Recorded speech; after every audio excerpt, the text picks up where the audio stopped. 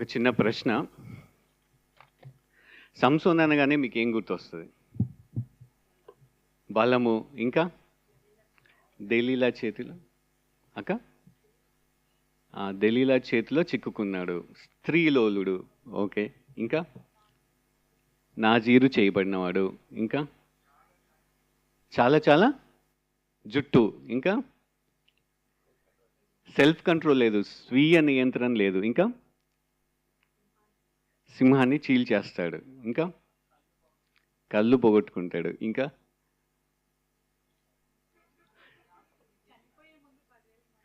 చనిపోయే ముందు 10,000 మందిని చంపేస్తాడు. ఓకే, ఒక ప్రాముఖ్యమైన అంశం ఏంటంటే ఇవన్నీ మీరు చెప్పినవన్నీ సరైనవే. అయితే దేవుడు మాత్రము ఆయన గురించి ఏమని మెన్షన్ చేస్తూ ఉన్నాడనంటే, హెబ్రీ పత్రిక 11వ అధ్యాయంలో మనం గమనించినట్లయితే విశ్వాస వీరుల పట్టిక అదంతా, అవునా కాదా? ఆ విశ్వాస వీరుల పట్టికలో చివరిగా సమూయేలుతో పాటు దేవుడు సంసోనుని కూడా ఉంచాడు. అంటే దేవుడు జ్ఞాపకం చేసుకున్నది ఏంటిది? ఆయన విశ్వాస్యతను జ్ఞాపకం చేసుకున్నాడు. అంటే ఆయన మంచివాడనే ఇప్పుడు మీరన్నీ చెప్పారు కదా, వాటితో పాటు కూడా ఆయన ప్రత్యేకించబడినటువంటి వాడు, విశ్వాస వీరుడు అని కూడా దేవుడు చెప్తున్నాడు, నేను చెప్పట్లేదు అనమాట. అంటే ఇన్ని లోపాలు ఇన్ని చేసినా సరే చాలా తప్పులు పాపాలు చేశాడు సంసోను, ఓకేనా? సంసోన్ లాగా ఉండొద్దని కూడా చెప్తా ఉంటాను అనమాట అందరికీ. కానీ చివరిగా స్వర్ణక్క చెప్పినట్లు చివరి దశలో ప్రార్థించినప్పుడు ఆయన దేవుడి చిత్తాన్ని నెరవేరుస్తాడనమాట, ఓకేనా? అయితే ఈరోజు అంశము పాటలు పాడాం కదా, దానిని బట్టి యెహోవా రాఫా అని మనము గమనించాము.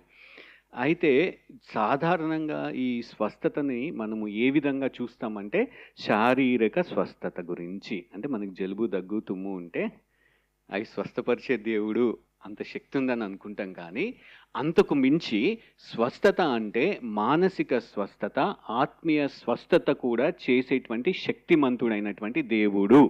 అది యెహోవా రఫా అంటే. కేవలము శారీరక స్వస్థతనిచ్చే సామర్థ్యము కలిగినటువంటి దేవుడు కాదు, ఆత్మీయంగా మానసికంగా కూడా స్వస్థతనిచ్చే దేవుడు. అర్థమవుతుందా? ఈ ఉదయకాల సమయంలో ఈ అంశాన్ని బట్టి దేవుణ్ణి మనం ఆరాధిస్తాం, శారీరక స్వస్థతని కాదు, ఓకేనా? దయచేసి గమనించండి, మానసిక ఆత్మీయ స్వస్థతని దయచేసేటువంటి దేవుడు, అది యెహోవా రాఫా అంటే, ఓకేనా?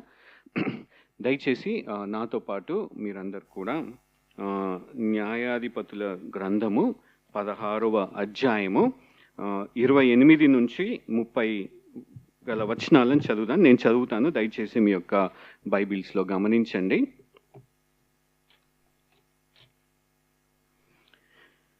అప్పుడు సంసోను, యెహోవా ప్రభువా, దయచేసి నన్ను జ్ఞాపకము చేసుకొనుము, దేవా దయచేసి ఈసారి మాత్రమే నన్ను బలపరచుము, నా 2 కన్నుల నిమిత్తము ఫిలిష్తీయులను ఒక్కమారే దండించి పగ తీర్చుకొననిమ్మని యెహోవాకు మొరపెట్టి, ఆ గుడికి ఆధారముగానున్న 2 మధ్య స్తంభములలో ఒకదానిని కుడి చేతను ఒకదానిని ఎడమ చేతను పట్టుకొని, నేను ఫిలిష్తీయులను చనిపోదుము గాక అని చెప్పి బలముతో వంగినప్పుడు గుడి ఆ సర్దారుల మీదను దానిలోనున్న జనులందరి మీదను పడెను.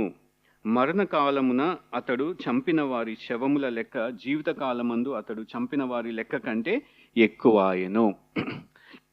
ఈ యొక్క చదివిన వాక్య భాగంలో మనము గమనించినట్లయితే చివరి దశలో సంసోను ఏమని ప్రార్థిస్తూ ఉన్నాడంటే, దేవా దయచేసి నా ప్రార్థనని ఆలకించు అని అంటా ఉన్నాడనమాట. ఈ మాటలు పలకడము చాలా ఈజీ కాదు ఆయనకి, ఎవరికి అంత బలముండి అన్ని గొప్ప కార్యములను చేసి అన్నమాట, ఓకేనా?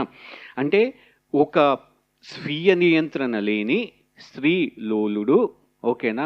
దేవుడు అతను నాజీరు చేయబడ్డాడని చెప్పాడు. నాజీరు చేయబడినటువంటి వ్యక్తి చాలా నిష్టగా జీవించాలన్నమాట. కానీ ప్రతి అంశంలోనూ ఆయన పాపం చేస్తుంటాడు. ఒకవైపు పరిశుద్ధాత్మని పొందుకుంటూ గొప్ప కార్యములను చేస్తూ అటు పాపం చేస్తూ ఉంటాడనమాట. ఉదాహరణకి సంసోను సింహాన్ని చీల్చాడు అనుకుంటాం కదా, అది చీల్చడానికి దానికి ముందు ఏమని రాస్తుందంటే, పరిశుద్ధాత్మ దేవుడు ఆయన మీదకి వచ్చి ప్రేరేపింపగా ఆయన చీల్స్తాడనమాట. గొప్ప కార్యము దేవుడి ఆత్మచేత చేశాడు. దాని తర్వాత అది చంపేసి కొన్ని రోజులు ఎంత తిరిగి వస్తూ ఉంటాడు అదే ప్రాంతం నుంచి. అక్కడ ఏమని చూస్తాడు? చచ్చిపోయిన సింహాన్ని చూస్తాడనమాట. సింహాన్ని చూసి దానిలో మంచి తేనె ఉంటుంది, తీసి తింటాడు. నాజీరు చేయబడినటువంటి వ్యక్తి అసలు శవాన్ని ముట్టుకోవద్దు, దాని దగ్గరికి వెళ్ళొద్దు. ఈయన ముట్టుకోవడమే కాదు, దాంట్లోని తేనెను కూడా తిన్నాడనమాట. దేవుడికి పాపము, దేవుని అందే పాపం చేశాడు. ఓకేనా? తర్వాత ఇంకొక అంశంలో ఏం చూస్తామంటే దవడ, ఏ దవడ? గాడిద దవడ చేత 1000 మందిని చంపేస్తాడనమాట. ఓకేనా? ఎవరిని? ఫిలిష్తీయులని చంపేస్తాడు.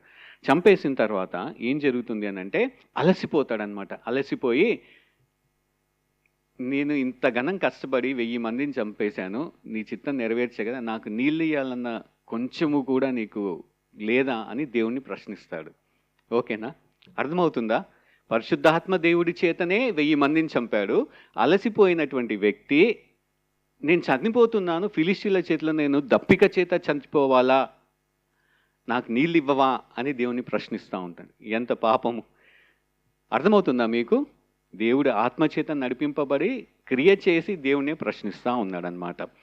ఇంకా మనం చూసాము, ఇవన్నీ జరిగిన తర్వాత మళ్ళీ గాజాకి పోయి గాజాలో వ్యభిచారం చేసేటువంటి స్త్రీతో ఒక రాత్రి గడుపుతాడు. ఇలాగ ఆయన జీవితంలో గమనించినట్లయితే ఒకవైపు ఆత్మచేత నడిపించబడుతూ ఉన్నాడు, ఒకవైపు పాపము చేస్తూ ఉన్నాడు. చివరి దశలకు వచ్చేసరికి ఈ యొక్క ప్రార్థనలో ఏం గమనిస్తామంటే తన శారీరకమైనటువంటి కన్నులు కోల్పోయిన తర్వాత మానసిక నేత్రాలు తెరుచుకున్నాయన్నమాట. తెరుచుకొని నేను నాజీరు చేయబడ్డాను, నేను ఇప్పుడు దేవుడి చిత్తాన్ని చెయ్యాలి, దేవుడు నన్ను ఎందుకు ఏర్పరచుకున్నాడు, ఆత్మచేత నన్ను ఎందుకు నడిపిస్తూ ఉన్నాడు, ఇశ్రాయేలీలను ఫిలిష్తీయుల బారి నుంచి తప్పించాలి.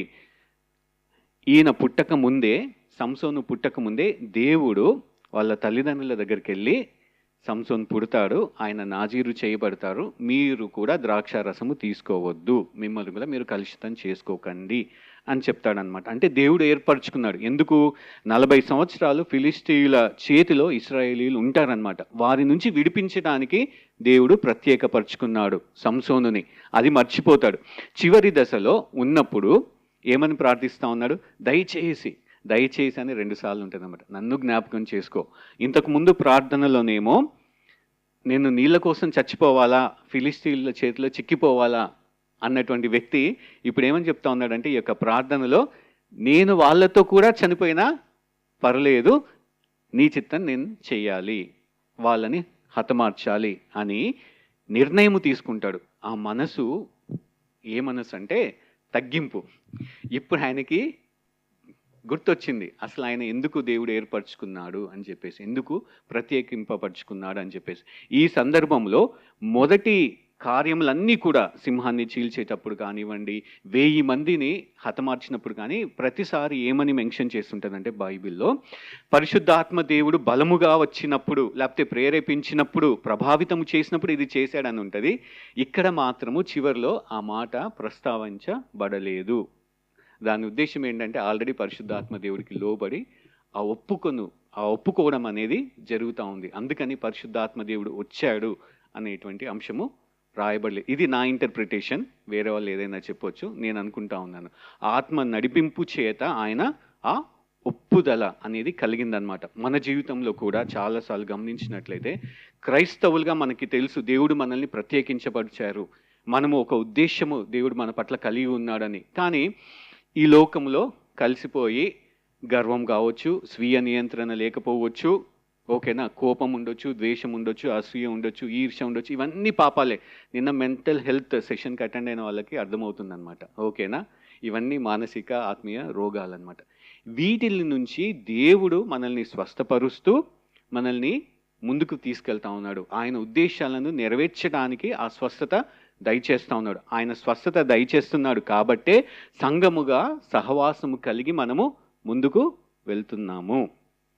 మనందరి జీవితంలో ఇలాగా సంసోను ప్రార్థించినటువంటి ఘట్టాలు చాలా ఉంటాయి. నేను కూడా నా జీవితంలో చేసిందంతా చేసేసి దేవుడా క్షమించు అన్నప్పుడు దేవుడు నన్ను చేతులు కాలిన తర్వాత ఆకులు పట్టుకుంటే ఏం లాభం అనలేదు. ఇప్పటికైనా నీవు నా దగ్గరకు వచ్చావు, ఇప్పటికైనా సరే ఆ మార్పు కలిగి నా చిత్తం నెరవేర్చాలనేటువంటి ఆలోచన నీవు కలిగి ఉన్నావు. ఆ ఆలోచనకి ముఖ్యమైనటువంటి కారకులు ఎవరంటే పరిశుద్ధాత్మ దేవుడు నడిపింపుదల. ఓకేనా? ఆయన నడిపించాడు కాబట్టే మనం ఉద్యోగము సక్రమంగా చేస్తున్నాము. ఆయన నడిపిస్తున్నాడు కాబట్టే కుటుంబంగా మనము జీవించగలుగుతున్నాము. ఆయన నడిపిస్తున్నాడు కాబట్టే ఆదివారంన సంఘములో మనము ఉన్నాము. ఓకేనా? అర్థమవుతుందా? దేవుడు మనకి మానసిక ఆత్మీయ స్వస్థతనిచ్చే యెహోవా రఫా. ఈ అంశాన్ని బట్టి మనకి తెలుసు మనం ఎంత ఘోర పాపులమో. దేవా, నేను పాప ఊబిలో పడిపోయి ఉన్నాను, లేవనెత్తంటే దేవుడు నీవు చేయాల్సింది చేసి ఇప్పుడు వస్తే నేనేం చెయ్యను అని అనలేదన్నమాట. స్వస్థపరిచాడు. ఆ మనసును కూడా పరిశుద్ధాత్మ చేత మనకి కలుగ చేశాడు. అందును బట్టి ఉదయకాల సమయమున దయచేసి నిల్చొని, ఒకవేళ మీరు వ్యక్తిగతంగా ప్రార్థన చేయొచ్చు, లేకపోతే కుటుంబాలుగా కూడా నిల్చొని ఏక మనస్సుతోటి దేవుణ్ణి ఆరాధించవచ్చు అనమాట. ఓకేనా? దయచేసి సమయం తీసుకోండి, కొద్ది నిమిషాలు మౌనంగా ఉండి జ్ఞాపకం తీసుకొచ్చుకోండి. ఎంతగా పాపపు ఊబిలో పడిపోయి ఉన్నాము.